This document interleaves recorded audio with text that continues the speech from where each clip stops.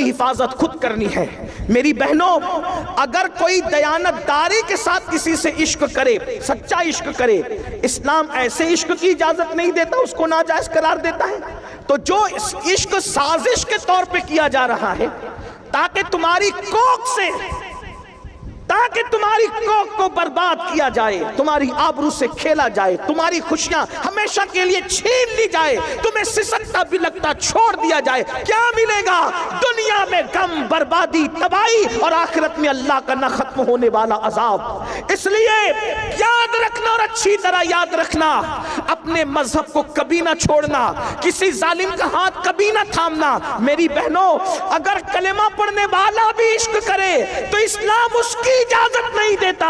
اگر منکر اسلام تمہارے سامنے آنکھیں لڑائے تو اسلام اس کی اجازت کیسے دے سکتا ہے؟ میں آگے اور بھی گفتگو کرتا، لیکن مغرب کا وقت بالکل قریب ہے۔ ایک آخری روایت پڑھ کر میں اپنی گفتگو کو تمام کرتا ہوں۔ علامہ عثمان ابن حسن رحمت اللہ علیہ اپنی کتاب میں ایک واقعہ لکھتے ہیں، اس واقعے کو بیان کر کے میں اپنی بات پوری کرتا ہوں۔ دیکھو، غیرت عورت کا سب سے بڑا سرمایہ ہے، حیا عورت کا سب سے بڑا سرمایہ ہے۔ میں اپنی بہنوں سے گزارش کرتا ہوں، کبھی زندگی پر ایسا موڑ آ جائے کہ معاذ اللہ کوئی آپ کو یہ کہے کہ اپنے ماں باپ کو چھوڑ اور میرے ساتھ چل، میں آپ کو ایک بات کہنا چاہتا ہوں، اگر بھاگ کر یا بھگا کر کوئی شادی کی جاتی ہے نا میری بہنوں، یہ ہم نے اپنے بڑوں سے سنا، اور اتنی چھوٹی سی عمر میں بھی کئی تجربات ہو گئے۔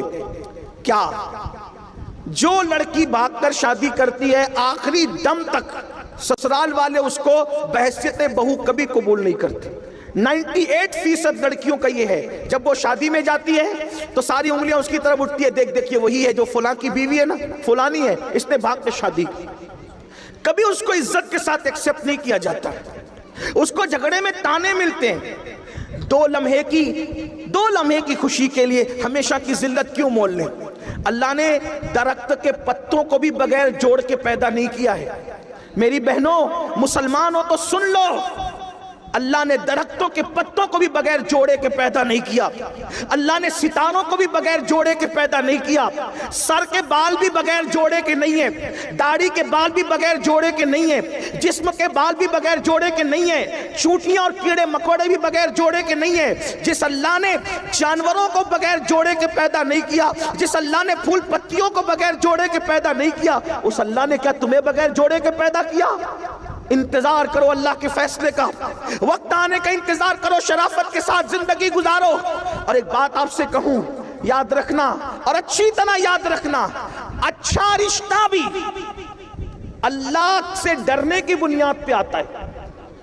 آج کل لڑکیاں گندی فلم بھی دیکھیں، فیس بک بھی چلائیں، یوٹیوب بھی چلائیں، اور پھر کہیں مولانا تعویذ دو تاکہ اچھا رشتہ ہے۔ مولانا کا تعویذ سر آنکھوں پر، تمہارا تقوی اور پرہیزگاری جو کام کرے گا، اتنا بڑا کام کسی کا تعویذ نہیں کر سکتا۔ ایک مثال کے ذریعے سمجھاؤں، دیکھو، اچھا رشتہ بھی تقوی کی برکت سے آتا ہے۔ آپ نے اس واقعے کو مختلف تناظر میں سنا ہوگا، آج اس تناظر میں سن لیں، اچھا رشتہ بھی تقوی کی برکت سے آتا ہے، اچھا رشتہ بھی پرہیزگاری کی برکت سے آتا ہے، اچھا رشتہ بھی خوف خدا کی برکت سے آتا ہے۔ تو میری بہنوں آئیے سن لو، اچھا رشتہ کیسے آتا ہے۔ اللہ سے ڈرو، اللہ کا خوف کرو، گناہ مت کرو، گناہ سے بچو، اچھا رشتہ آئے گا۔ دلیل آپ نے سنا ہوگا، مدینہ منورہ کی سرزمین ہے، ایک بوڑھی کپ کپی والی آواز اچانک رات کے حصے میں نمودار ہوتی ہے، بیٹی جلدی سے دودھ میں پانی ملا دو۔ اچانک ایک جوان آواز اس کا جواب بن کر کے ٹکراتی ہے، امی، امیر المومنین نے منع کیا ہے دودھ میں پانی ملا کر بیچنے سے، اس کی اسلام اجازت نہیں دیتا۔ پھر بوڑھی کپ کپی آواز ٹکراتی ہے، بیٹی مسلمانوں کا امیر تو سو رہا ہوگا عمر ابن خطاب، وہ کہاں دیکھ رہا ہے؟ پھر بیٹی کی طرف سے جواب جاتا ہے، امی مسلمانوں کا امیر عمر نہیں دیکھ رہا ہے، لیکن ہم سب کا خدا اللہ تو دیکھ رہا ہے۔ تقوی دیکھو، پرہیزگاری دیکھو، خدا کا کرنا۔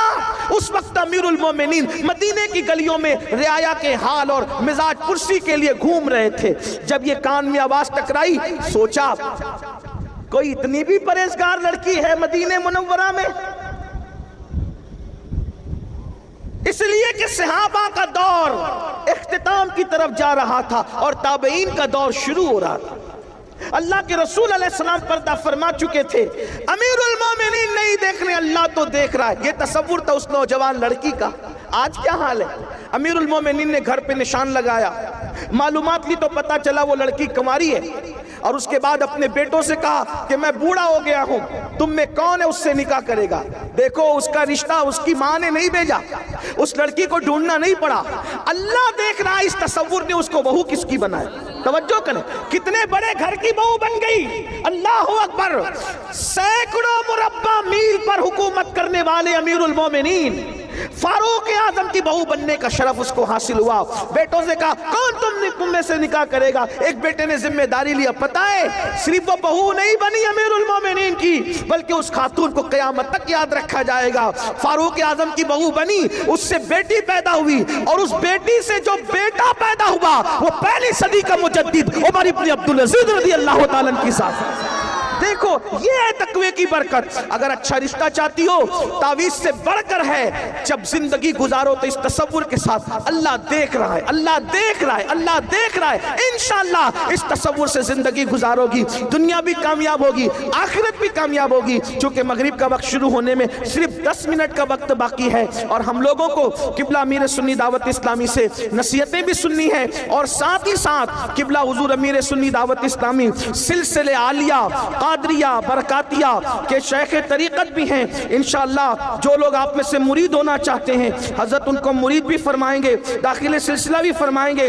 تو اس لیے میں اپنی گفتگو کو یہیں پر نامکمل تمام کر رہا ہوں کہ انشاءاللہ تعالیٰ پھر کبھی آگے کی گفتگو ہم آپ سے کریں گے. اللہ تعالیٰ سے دعا کرتا ہوں اللہ رب العزت ہم سب کو عمل کی توفیق عطا فرمائے. اللہ ہماری قوم کی بچیوں میں تقوی پرہیزگاری پیدا فرمائے، ہماری قوم کی بچیوں کے اندر اللہ کا خوف پیدا فرمائے. میری بہنوں، میری بیٹیوں اور میری ماؤں، جب بھی دل چاہے گناہ کرنے کو تو بس یہ تصور کر لینا اللہ دیکھ رہا ہے، انشاءاللہ نصیب چمکے گا. ارے اللہ دیکھ رہا ہے، اس تصور سے گناہ چھوڑ دو گی تو جنت جیسی نعمت مل سکتی ہے.